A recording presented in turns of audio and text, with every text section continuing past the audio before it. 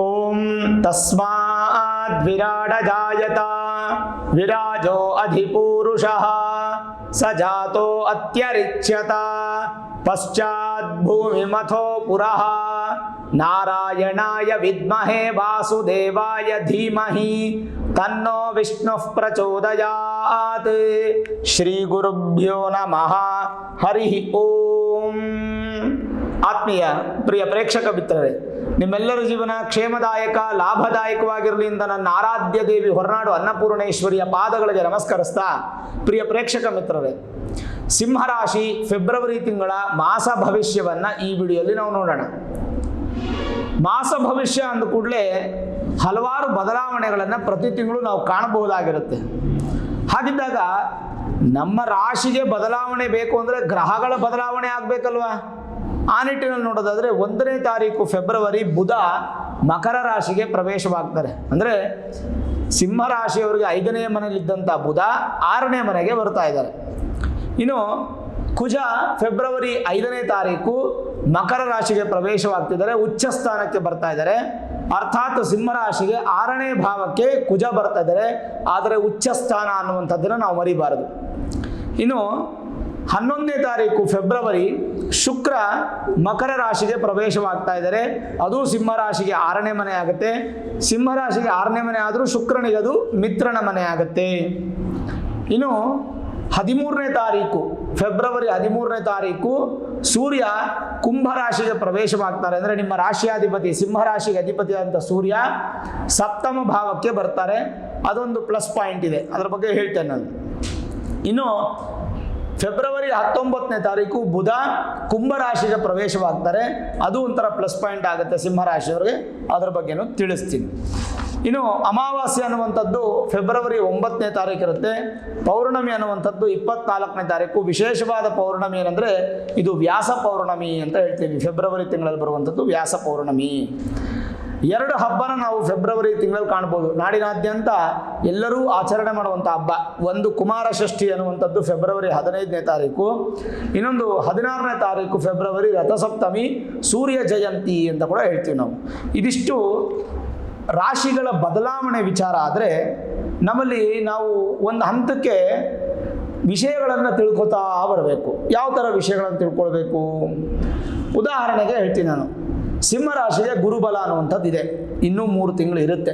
ಏನೇನು ಸಾಧನೆ ಮಾಡಬೇಕು ಅಂದ್ಕೊಂಡಿರ್ತೀರೋ ಈ 3 ತಿಂಗಳು ಮಾಡಿ. ಯಾಕೆಂದರೆ ಏನಾದರೂ ಹೊಸದಾಗಿ ಏನಾದರೂ ಶುರು ಮಾಡಬೇಕು, ಅಥವಾ ಏನಾದರೂ ಸಕ್ಸಸ್ ಮಾಡಬೇಕು, ಒಂದು ಬ್ರ್ಯಾಂಚ್ ಮಾಡಬೇಕು, ಅಥವಾ ಮೇಯ್ನ್ ಯಾವುದಾದ್ರು ಒಂದು ಆಫೀಸ್ ಮಾಡಬೇಕು, ಹೊಸ ಉದ್ಯೋಗ ಬದಲಾವಣೆ ಮಾಡಬೇಕು, ನೂತನವಾಗಿ ಉದ್ಯೋಗ ಪ್ರಯತ್ನ ಮಾಡಬೇಕು, ಯಾವುದಾದ್ರೂ ಒಂದು ವಿದ್ಯಾಭ್ಯಾಸಕ್ಕೆ ನಾನೊಂದು ಅಪ್ಲಿಕೇಶನ್ ಹಾಕಬೇಕು, ಅಥವಾ ಏನಾದರೂ ಬೆಳೆ ಬೆಳೆಯೋಕ್ಕೆ ಶುರು ಮಾಡಬೇಕು, ಯಾವುದಾದ್ರೂ ವಿಚಾರ ಆಗಲಿ ಈ 3 ತಿಂಗಳು ಯುಟಿಲೈಸ್ ಮಾಡ್ಕೊಳ್ಳಿ ಸಿಂಹರಾಶಿಯವರು. ಯಾಕಂದರೆ ನಿಮಗೆ ಗುರುಬಲ 100% ಸಂಪೂರ್ಣವಾಗಿ ಇರುತ್ತೆ. ಗುರುಬಲ ಎಷ್ಟು ಪರ್ಸೆಂಟ್ ಇರುತ್ತೆ, ಅದ್ರ ಫಲ ಏನು ಅಂತ ನಿಮ್ಗೆ ಇಂಡೆಪ್ತಾಗಿ ಬೇಕಾದ್ರೂ ಹೇಳ್ಬಿಡ್ತೀನಿ ನಾನು. ನೋಡಿ, ಗುರು ನಿಮಗೆ ಎಷ್ಟನೇ ಮನೇಲಿದ್ದಾರೆ? 9ನೇ ಮನೇಲಿದ್ದಾರೆ. ಅಂದರೆ ಭಾಗ್ಯಸ್ಥಾನದಲ್ಲಿದ್ದಾರೆ.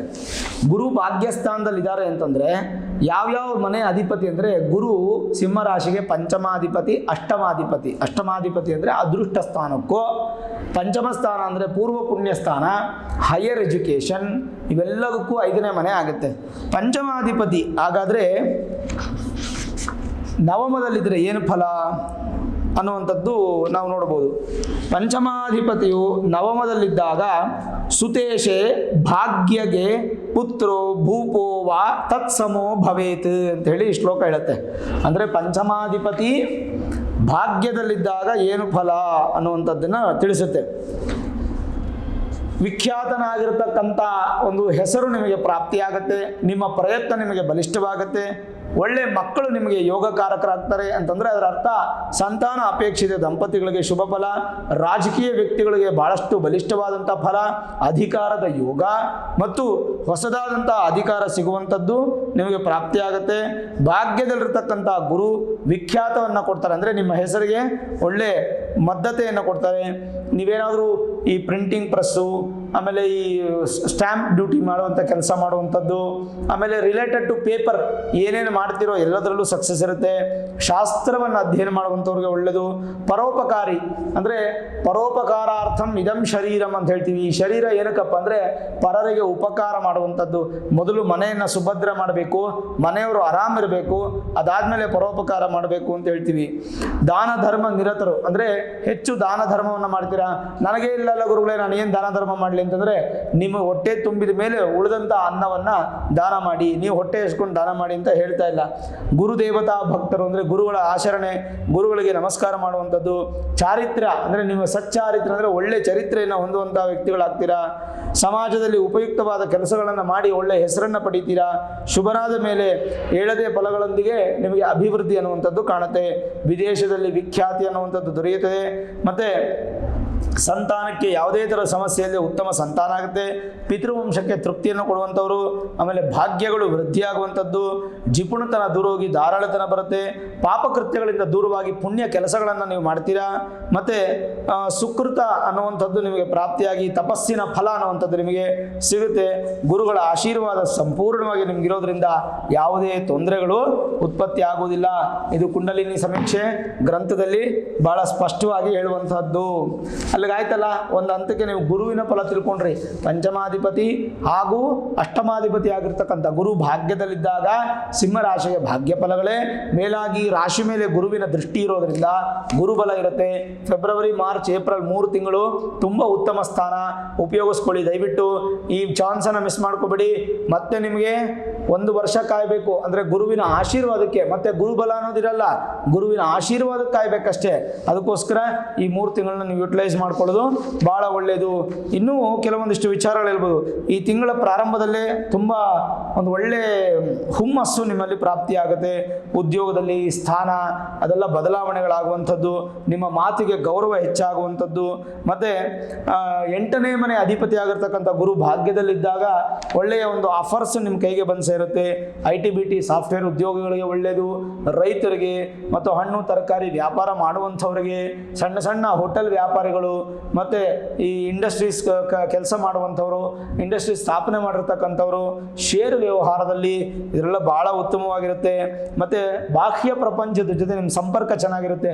ಯಾವಾಗಲೂ ಮೊಬೈಲು, ಮನೆ, ರೂಮು, ಲ್ಯಾಪ್ಟಾಪು ಇದೇ ಆಗೋಗಿರುತ್ತೆ. ಬೆಳಗ್ಗೆ ಎದ್ದು ಹೊರಗೆ ಬರ್ತೀರಾ, ಹೊರಗಡೆ ಸೂರ್ಯ ನೋಡಿ ಅಪ್ಪ ಬೆಳಕಾಯ್ತಪ್ಪ ಅಂತ ಮನೆ ಒಳಗೆ ಹೋದರೆ ವರ್ಕ್ ಫ್ರಮ್ ಹೋಮ್ ಕೂತ್ಕೊಂಡು ಲ್ಯಾಪ್ಟಾಪ್ ಮುಂದೆ ಕೂತ್ಕೊಂಡ್ರೆ ತಿರುಗಿ ಹೊರಗೆ ಬರೋಷ್ಟೊತ್ತಿಗೆ ಕತ್ಲಾಗೋಯ್ತಾ ಅಂತ ಯೋಚನೆ ಮಾಡ್ತೀರಾ. ಆ ಥರ ಇರದೆ ಬಾಹ್ಯ ಪ್ರಪಂಚ ಜೊತೆ ಸಂಬಂಧ ಚೆನ್ನಾಗಿ ಇಟ್ಕೊಳ್ತೀರಾ. ಏಕಾಗ್ರತೆ ಚೆನ್ನಾಗಿರುತ್ತೆ. ಮತ್ತು ವಿಶೇಷವಾಗಿ ಭೌತಿಕವಾಗಿ ಎಲ್ಲವನ್ನು ಆಲೋಚನೆ ಮಾಡ್ತೀರಾ. ಪ್ರಭಾವಿಯಾಗಿರ್ತಕ್ಕಂಥ ಒಂದು ಬಲ ನಿಮಗೆ ಸಿಗುತ್ತೆ. ಕೆಲವೊಂದಿಷ್ಟು ವಿದ್ಯೆಗಳಲ್ಲಿ ನಿಮಗೆ ಹೆಚ್ಚು ಆಸಕ್ತಿ ಇರುತ್ತೆ. ಕುಟುಂಬ ಜೀವನದಲ್ಲಿ ತುಂಬ ಒಳ್ಳೆಯ ಫಲ ಇರುತ್ತೆ. ಮತ್ತು ಚತುರ್ಥಾಧಿಪತಿ ಆಗಿರ್ತಕ್ಕಂಥ ಕುಜ ಉಚ್ಚ ಸ್ಥಾನಕ್ಕೆ ಬರೋದ್ರಿಂದ ಕೂಡ ಉತ್ತಮ ಫಲವನ್ನು ಪಡಿಬೋದು. ಸೂರ್ಯ ಮತ್ತು ಬುಧಾದಿತ್ಯ ಯೋಗದಲ್ಲಿ ಬರ್ತಾರೆ 19ನೇ ತಾರೀಕು ನಂತರ.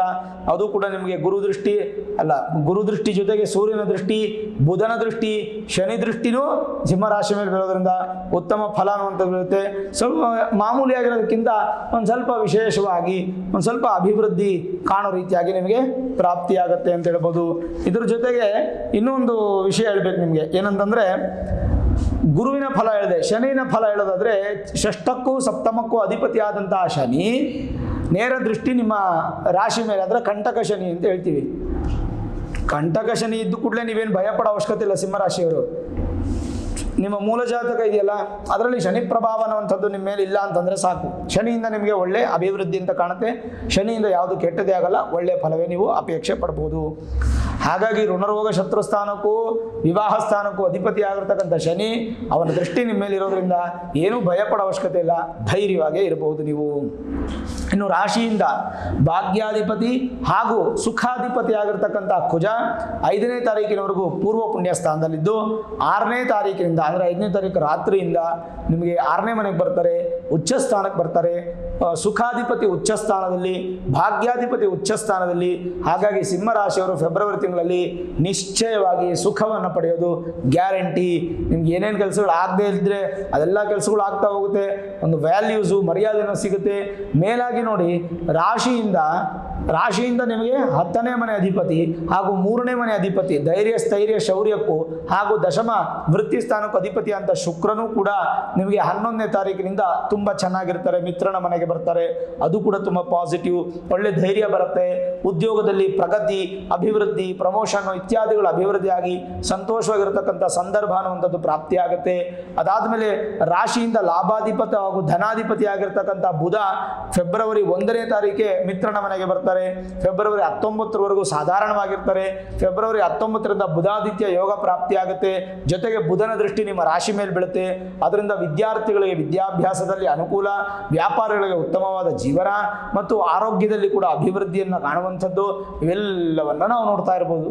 ಹಾಗಾಗಿ ಓವರಾಲ್ ನೋಡಿದಾಗ ಸಿಂಹ ರಾಶಿಯವರಿಗೆ ಒಂದು ಉತ್ತಮವಾದ ಸ್ಥಾನಮಾನ, ಬೆಳವಣಿಗೆ, ಅಭಿವೃದ್ಧಿ ಅನ್ನುವಂಥದ್ದು ಇದೆ. ಅದನ್ನು ಉಪಯೋಗಿಸ್ಕೊಳ್ಳೋಕ್ಕೆ ನಿಮ್ಮ ಪ್ರಯತ್ನ ಅಂತೂ ಖಂಡಿತ ಬೇಕು. ಹಾಗಾಗಿ ಫೆಬ್ರವರಿ 11ರಿಂದ ಫೆಬ್ರವರಿ 19ನೇ ತಾರೀಕಿಗೂ ಒಟ್ಟು 8-9 ದಿನ ನಿಮ್ಮೊಂಥರ ರಾಜಯೋಗದ ಸಂದರ್ಭ, ಅದೃಷ್ಟದ ದಿನಗಳು ಅನ್ಬೋದು. ಆ ಸಮಯವನ್ನು ಉಪಯೋಗಿಸ್ಕೊಳ್ಳಿ, ಖಂಡಿತವಾಗಲೂ ನೀವು ಸಕ್ಸಸ್ ಆಗ್ತೀರಾ. ಭಗವಂತನ ಕೃಪಾಶೀರ್ವಾದ ಅನ್ನುವಂಥದ್ದು ಖಂಡಿತ ನಿಮಗಿರುತ್ತೆ. ಅದರಲ್ಲಿ ನಿಮಗೆ ಎಳ್ಳಷ್ಟು ಅನುಮಾನ ಬೇಡ, ಯಾವುದೇ ಡೌಟನ್ನು ಇಟ್ಕೊಳ್ಬೇಡಿ, ನಿಮಗೆ ಸಕ್ಸಸ್ ಆಗುತ್ತೆ. ಇದಲ್ಲದೆ ನೋಡಿ, ಕುಜ 6ನೇ ಮನೆಯಲ್ಲಿದ್ದರೆ ಏನಾಗುತ್ತೆ? ಕುಜ ನಿಮ್ಮ ಜನ್ಮರಾಶಿಗೆ 6ನೇ ಮನೆ 3, 6, 11ರಲ್ಲಿ 6ನೇ ಮನೆಯಲ್ಲಿದ್ದರೆ ದ್ರವ್ಯ ಲಾಭ. ದ್ರವ್ಯ ಲಾಭ ಅಂತಂದರೆ ಯಾವುದಾದ್ರೂ ವಸ್ತುಗಳ ಲಾಭ ಆಗುವಂಥದ್ದು, ಶರೀರ ಆರೋಗ್ಯ ವೃದ್ಧಿ ಆಗುವಂಥದ್ದು, ಸುಖ ಹಾಗೂ ಸಂಪತ್ತು ವೃದ್ಧಿ, ಪುತ್ರ ಭಾಗ್ಯ. ಪುತ್ರ ಭಾಗ್ಯ ಅಂದರೆ ಗಂಡು ಮಗು ಭಾಗ್ಯ ಅನ್ನೋದಕ್ಕಿಂತ ಸಂತಾನ ಭಾಗ್ಯ ಅಂತ ತಗೊಳ್ಳೋಣ. ಮಂಗಳಕರವಾದ ಕೆಲಸಗಳು ಅಂದರೆ ಶುಭ ಕಾರ್ಯಗಳಾಗುವಂಥದ್ದು, ಭೂಮಿಯಿಂದ ಲಾಭ ಅಭಿವೃದ್ಧಿ ಆಗುವಂಥದ್ದು, ಧನ ಧಾನ್ಯ ಸಂಪತ್ತು ಮೊದಲಾದವು ಕುಜ 6ನೇ ಮನೆಯಲ್ಲಿದ್ದರೆ ಕೊಡ್ತಾನೆ. ಅದೊಂದು ಬಹಳ ಒಳ್ಳೆಯ ಶುಭ ವಿಚಾರ ಅಂತ ಹೇಳ್ಬೋದು ನಾವು. ಇನ್ನು ಅದಲ್ಲದೆ ಗುರುವಿಂದ ಹೇಳಿದ್ವಿ 9ನೇ ಮನೆಯಲ್ಲಿದ್ದಾರೆ, ಅದರ ಫಲ ಹೇಳಿದ್ವಿ. ಶುಕ್ರ 6ನೇ ಮನೆಯಲ್ಲಿ ಮಿತ್ರ ಸ್ಥಾನದಲ್ಲಿದ್ದರೆ ಒಳ್ಳೆಯದು, ಅದೇ 6ನೇ ಮನೆಯಲ್ಲಿ ಶತ್ರು ಸ್ಥಾನದಲ್ಲಿದ್ದರೆ ಕೆಟ್ಟದು. ನಿಮಗೆ ಮಿತ್ರ ಸ್ಥಾನ ಆದ್ದರಿಂದ ಏನೂ ತಲೆ ಕೆಡಿಸ್ಕೊಳ್ಳೋ ಅವಶ್ಯಕತೆ ಇಲ್ಲ.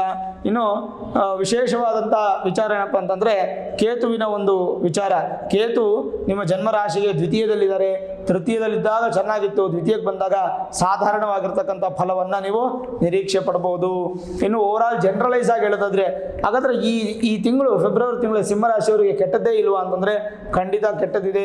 2ನೇ ಮನೆ ಕೇತು ಮತ್ತು ನೇರವಾದಂಥ ದೃಷ್ಟಿ ಅನ್ನುವಂಥದ್ದು ಶನಿಯಿಂದ ನಿಮಗೆ ಸಿಗುತ್ತೆ. ಅದನ್ನು ಈ ಎರಡಕ್ಕೆ ಸಂಬಂಧಪಟ್ಟ ಹಾಗೆ ಕೇತು ಮತ್ತು ಶನಿಗೆ ಎರಡಕ್ಕೂ ಸಂಬಂಧಪಟ್ಟ ಒಂದು ಪರಿಹಾರ ಏನಪ್ಪ ಅಂತಂದರೆ, ಪ್ರತಿದಿನ ಬೆಳಗ್ಗೆ ಎದ್ದು ಒಂದು ಗಣಪತಿಗೆ ನಮಸ್ಕಾರವನ್ನು ಮಾಡುವಂಥದ್ದು, ಮತ್ತು ಗಣಪತಿಯ ಸ್ತೋತ್ರವನ್ನು ನೀವು ಕೇಳುವಂಥದ್ದು ಅಥವಾ ಹೇಳುವಂಥದ್ದು, ಮತ್ತು ವಾರದಲ್ಲಿ ಒಂದು ದಿನ ಗಣಪತಿ ದೇವಸ್ಥಾನಕ್ಕೆ ಹೋಗಿ ಗರಿಕೆ ಅರ್ಚನೆ ಮಾಡುವಂಥದ್ದು. ಈ ಮಧ್ಯೆ ಫೆಬ್ರವರಿ ತಿಂಗಳಲ್ಲಿ ಸಂಕಷ್ಟ ಚತುರ್ಥಿ ಬರುವಂಥ ದಿನ ಒಂದು ಸ್ವಲ್ಪ ನೀವು ಭಕ್ತಿಯಿಂದ ಉಪವಾಸ ಇದ್ದು ಸ್ವಾಮಿಗೆ ಅಭಿಷೇಕವನ್ನು ಮಾಡಿಸಿ ಆ ಗರಿಕೆ ಅರ್ಚನೆ ಅಥವಾ ಗರಿಕೆಯ ಮಾಲೆಯನ್ನು ಸಮರ್ಪಣೆ ಮಾಡೋದ್ರಿಂದ ಕೂಡ ಉತ್ತಮವಾದ ಫಲ. ಇನ್ನು ಜನರಲೈಸ್ ಆಗಿ ನೋಡೋದಾದರೆ ಶುಭದಾಯಕ. ಷೇರು ವ್ಯವಹಾರದಲ್ಲಿ ಹಣೆ ಹೂಡಿಕೆಯಲ್ಲಿ ನಿಮಗೆ ಅನುಕೂಲ ಇದೆ. ನಿಮ್ಮ ಬುದ್ಧಿ ಮತ್ತು ಕಷ್ಟ ಪರಿಶ್ರಮದಿಂದ ಜಯಪ್ರಾಪ್ತಿಯಾಗುತ್ತೆ. ಸಹೋದರರಿಂದ ಮನಸ್ತಾಪಗಳು ಬರುವಂಥದ್ದಿದ್ರೂ ಕೂಡ ಅದನ್ನೆಲ್ಲ ಬ್ಯಾಲೆನ್ಸ್ ಮಾಡ್ತೀರಾ. ಯಾಕೆಂದರೆ ತೃತೀಯಾಧಿಪತಿ ಆಗಿರ್ತಕ್ಕಂಥ ಶುಕ್ರ ಮಿತ್ರನ ಮನೆಯಲ್ಲಿ ಇರ್ತಾನೆ. ಪ್ರಯಾಣ ಹೆಚ್ಚಾಗಿರುತ್ತೆ, ಅನುಕೂಲ ಇದೆ. ಬಂಗಾರ ಹಾಗೂ ಲೋಹಗಳ ವ್ಯಾಪಾರಿಗಳಿಗೆ ಉತ್ತಮ ಫಲ. ತೃಪ್ತಿದಾಯಕ ಏನು, ಎಲ್ಲರೂ ಇಷ್ಟಪಡುವಂತಹ ಸ್ವಭಾವವು ನಿಮ್ಮದಾಗುತ್ತೆ. ಶಿಕ್ಷಕರಿಗೆ ಉತ್ತಮವಾದಂಥ ಒಂದು ತಿಂಗಳೊಂದಿರುವುದು. ಭೂಮಿ ವ್ಯವಹಾರಗಳಲ್ಲಿ ಸ್ವಲ್ಪ ಸಣ್ಣ ಪುಟ್ಟ ತೊಂದರೆಗಳಾದರೂ ಅಂತಿಮವಾಗಿ ಸಕ್ಸಸ್ ಆಗುತ್ತೆ. ಪ್ರಗತಿ ಉತ್ತಮವಾಗಿರುತ್ತೆ. ಕುಟುಂಬ ಸಮೇತ ಪ್ರಯಾಣ ಹಾಗೂ ಸಂತೋಷದ ವಾತಾವರಣ. ವಿದ್ಯಾರ್ಥಿಗಳಿಗೆ ಅತ್ಯಂತ ಶುಭ ಫಲ. ವಾಹನ ಚಾಲನೆಯಲ್ಲಿ ಕೂಡ ನಿಮಗೆ ಉತ್ತಮವಾದಂತಹ ಒಂದು ಅಭಿವೃದ್ಧಿ ಇರುತ್ತೆ. ಟೂರ್ಸ್ ಆ್ಯಂಡ್ ಟ್ರಾವೆಲ್ಸ್ ಮಾಡುವಂಥವ್ರು ಕೂಡ ತುಂಬ ಒಳ್ಳೆ ಫಲ ಇರುತ್ತೆ. ಅತ್ಯಂತ ಶುಭದಾಯಕ ಅಂದರೆ ನಿಮ್ಮ ಮಾತುಗಳು ಮತ್ತು ನಿಮ್ಮ ಕೆಲಸಗಳಿಗೆ ಜಯಪ್ರಾಪ್ತಿ, ಅಧಿಕ ಧನ ಲಾಭ, ದೇವಾಲಯ ದರ್ಶನದಿಂದ ನಿಮಗೆ ಅನುಕೂಲ, ಸಂತಾನ ಅಪೇಕ್ಷಿತ ದಂಪತಿಗಳಿಗೆ ಶುಭ ಫಲ, ಆರೋಗ್ಯದಲ್ಲಿ ವೃದ್ಧಿ, ಯತ್ನ ಕಾರ್ಯಗಳಲ್ಲಿ ಜಯಪ್ರಾಪ್ತಿ. ರಾಜಕೀಯ ವ್ಯಕ್ತಿಗಳಿಗೆ ಅತ್ಯಂತ ಶುಭ ಮಾಸ. ಸರ್ಕಾರಿ ಕೆಲಸ ಕಾಂಟ್ರಾಕ್ಟ್ ಮಾಡುವಂಥವ್ರಿಗೆ, ಸರ್ಕಾರ ಜೊತೆ ಸಂಬಂಧ ಇಟ್ಕೊಂಡಿರ್ತಕ್ಕಂಥವ್ರಿಗೆ, ಗೌರ್ಮೆಂಟ್ ಉದ್ಯೋಗ ಮಾಡ್ತಾ ಇರ್ತಕ್ಕಂಥವ್ರಿಗೆ ಎಲ್ಲರಿಗೂ ಒಳ್ಳೆ ಫಲ. ಅದೃಷ್ಟದ ತಿಂಗಳು ಅನ್ನುವಂಥದ್ದು ನಿಮಗೆ ಖಂಡಿತ ಆಗುತ್ತೆ. ಹೆಚ್ಚು ಗಣಪತಿಯನ್ನು ಆರಾಧನೆ ಮಾಡಿದಷ್ಟು ಖಂಡಿತವಾಗಲೂ ಉತ್ತಮವಾದ ಫಲವನ್ನು ನೀವು ನಿರೀಕ್ಷೆ ಮಾಡ್ಬೋದು. ಯಾವುದೇ ಥರದ ನೆಗೆಟಿವ್ ಅನ್ನುವಂಥದ್ದು ಸಿಂಹರಾಶಿಯವರಿಗೆ ಫೆಬ್ರವರಿ ತಿಂಗಳಲ್ಲಿಲ್ಲ. ಏನಾದರೂ ನೆಗೆಟಿವ್ ಆಗ್ತಾ ಇದೆ ಗುರುಗಳೇ, ನೀವು ಹೇಳೋದೆಲ್ಲ ಪಾಸಿಟಿವ್ ಹೇಳ್ತಿದ್ದೀರಾ, ಏನೋ ನೆಗೆಟಿವ್ ಆಗ್ತಾ ಇದೆ ನನಗೆ ಗೊತ್ತಾಗ್ತಿಲ್ಲ ಅಂದರೆ ನಿಮ್ಮ ಮೂಲ ಜಾತಕವನ್ನು ಒಮ್ಮೆ ನುರಿತ ಜ್ಯೋತಿಷ್ಯರಿಗೆ ತೋರಿಸಿ higher astrology prediction, Vedic astrology ಪ್ರೆಡಿಕ್ಷನ್ಸನ್ನು ಮಾಡಿಸಿ ಸಂಬಂಧಪಟ್ಟಂಥ ಕೆಲವೊಂದು ಸಣ್ಣ ಪರಿಹಾರ ಇದ್ದರೆ ಆ ಪರಿಹಾರನ ಮಾಡಿಕೊಂಡು ಸಂತೋಷವಾಗಿರ್ತಕ್ಕಂಥ ಜೀವನವನ್ನು ನೀವು ಪಡಿಬೇಕು ಅನ್ನುವಂಥದ್ದೇ ನನ್ನ ಮುಖ್ಯವಾದಂಥ ಉದ್ದೇಶ. ಈ ವಿಡಿಯೋ ಇಷ್ಟ ಆಗಿದ್ರೆ ಲೈಕ್ ಮಾಡಿ, ಶೇರ್ ಮಾಡಿ, ಮುಖ್ಯವಾಗಿ ನಮ್ಮ ಚಾನಲ್ಗೆ ಸಬ್ಸ್ಕ್ರೈಬ್ ಮಾಡಿ, ಬೆಲ್ ಐಕಾನನ್ನು ಪ್ರೆಸ್ ಮಾಡಿ. ಪ್ರತಿನಿತ್ಯ ನಾನು ಪೂಜೆ ಮಾಡುವಂತಹ ನನ್ನ ಆರಾಧ್ಯ ದೇವಿ ಹೊರನಾಡು ಅನ್ನಪೂರ್ಣೇಶ್ವರಿ ಆಶೀರ್ವಾದ ಅನುಗ್ರಹ ಸದಾಕಾಲ ಮತ್ತೊಮ್ಮೆ ನಿಮಗೆ ಸಿಗಲಿ ಅಂತ ಪ್ರಾರ್ಥನೆ ಮಾಡ್ತಾ, ಸರ್ವೇ ಜನಾಃ ಸುಖಿನೋ ಭವಂತು, ಸಮಸ್ತ ಸನ್ಮಂಗಳಾನಿ ಭವಂತು.